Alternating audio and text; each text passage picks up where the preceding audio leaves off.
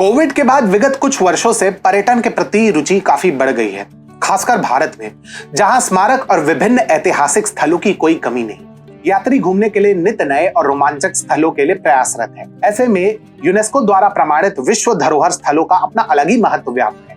निसंदेह world heritage site यानी विश्व धरोहर स्थल अपने आप में एक गर्व का विषय है, परंतु एक प्रश्न का उत्तर अब भी नहीं मिला है। क्या ये विश्व धरोहर स्थल का टैग वास्तव में इन प्रतिष्ठित स्थानों को लाभान्वित करता है या ये वास्तव में लाभ की तुलना में अधिक हानि पहुंचाता है? सच कहें तो विश्व धरोहर स्थल का शीर्षक कोई गर्व की बात नहीं है, विशेषकर जब बात हो प्राचीन मंदिरों और ऐतिहासिक स्थलों की। ये लेबल कुछ मामलों में तो आशीर्वाद से अधिक अभिशाप साबित होता है। तो स्वागत है आप सभी का, और आज हम चर्चा करेंगे यूनेस्को वर्ल्ड हेरिटेज साइट के टैग पर और क्यों ये हमारे दर्शनीय स्थलों के लिए कोई गर्व का विषय नहीं है।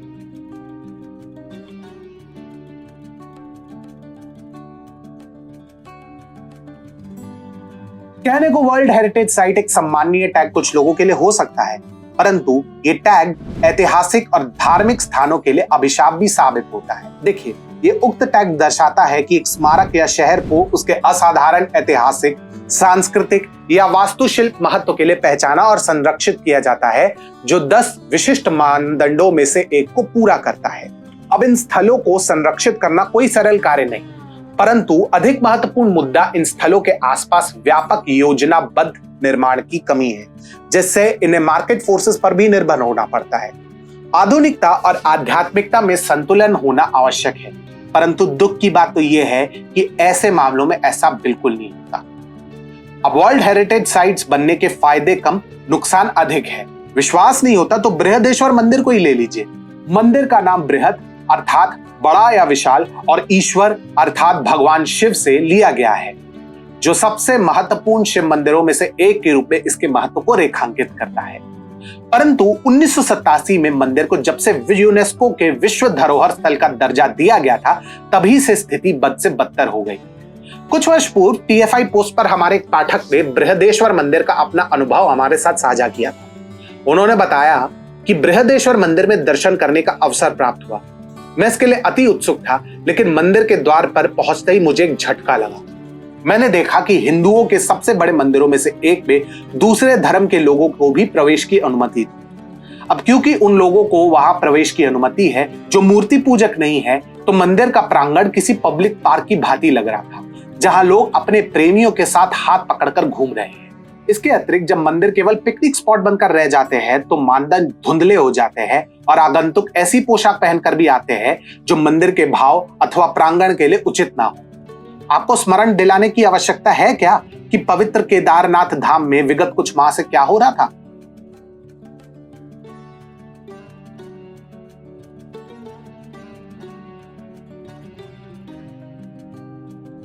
अब हम मंदिर क्यों जाते हैं? निसंदेह पूजा अर्चना के लिए, परंतु सनातनी मंदिर के संदर्भ में जो दिखता है उससे कहीं अधिक भी बात होती है।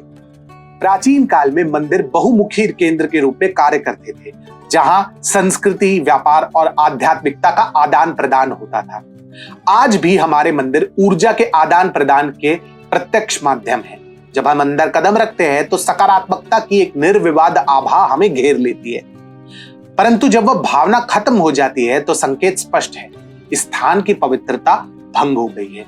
यही बात वर्ल्ड हेरिटेज साइट टैग के लिए चरितार्थ होती है, जिसका नकारात्मक प्रभाव हमें गहन आध्यात्मिक महत्व के ऐतिहासिक स्थानों पर देखने को मिलता है। उदाहरण के लिए कोणार्क सूर्य मंदिर पर एक दृष्टि डालते हैं। सूर्य, चंद्रमा, पृथ्वी और जल जैसे प्राकृतिक तत्वों और शक्तियों की पूजा भारतीय संस्कृति के अंतर्निहित है। पूर्वी भारत में, विशेषकर बिहार और ओडिशा जैसे राज्यों में सूर्य देव की पूजा का अपना विशेष महत्व रहा है। ओडिशा में 13वीं शताब्दी में निर्मित कोणार्क सूर्य मंदिर, जिसे कुछ लोग और भी प्राचीन मानते हैं, सूर्य देव के प्रति लोगों की अटूट भक्ति का जीता जागता प्रमाण है। ओडिशा के लोगों ने अपने समुद्री यात्रा कौशल के साथ दक्षिण पूर्व एशिया में सनातन धर्म को फैलाने में महत्वपूर्ण भूमिका निभाई, जिसके परिणाम स्वरूप इस क्षेत्र में सूर्य मंदिरों का काफी प्रचार प्रसार भी हुआ। परंतु वर्तमान समय में कोणार्क सूर्य मंदिर में एक अजीब विरोधाभास सामने आता है। यहाँ तो सूर्य देव की उपासना ही नहीं होती, इसके बजाय ये सनातनी पूजा स्थल के बदले एक पर्यटन स्थल में परिवर्तित हो गया है। और प्रश्न तो उठना स्वाभाविक है यदि आप पूजा ही नहीं कर सकते तो इस सूर्य मंदिर का फिर प्रयोजन क्या है? कोणार्क का एक समृद्ध इतिहास रहा है, परंतु इसका अस्तित्व इसकी दीवारों के भीतर पूजा की बहाली पर निर्भर है। जब पूजा ही नहीं होगी तो इन दर्शनीय स्थलों का अस्तित्व क्यों और किस लिए रहेगा?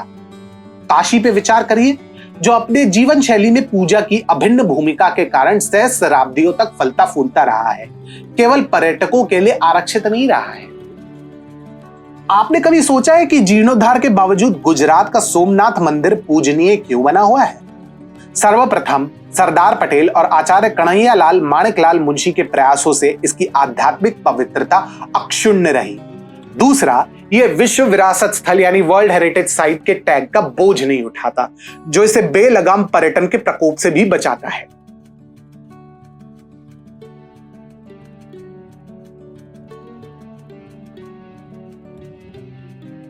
अपरित्यक्त अथवा जीर्ण मंदिरों को पुनर्जीवित करना केवल सांस्कृतिक गौरव का विषय नहीं है, यह हमारे उज्जवल भविष्य के लिए भी अवश्यंभावी है।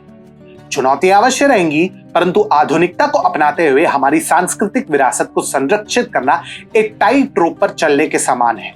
सरल नहीं है, परंतु आवश्यक है। अब आप चाहे जो कहे, लेकिन योगी आदित्यनाथ के नेतृत्व में धार्मिक रूप से महत्वपूर्ण विरासत स्थलों को संरक्षित करने का यूपी मॉडल दर्शाता है कि ऐसे संतुलन को प्रभावी ढंग से कैसे लागू किया जाए।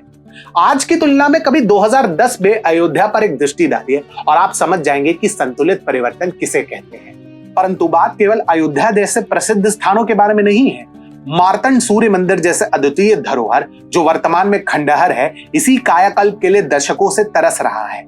अपनी सांस्कृतिक विरासत को वास्तव में और स्थायी रूप से संरक्षित करने हेतु हमें आधुनिकता और आध्यात्मिकता में संतुलन साधना ही होगा।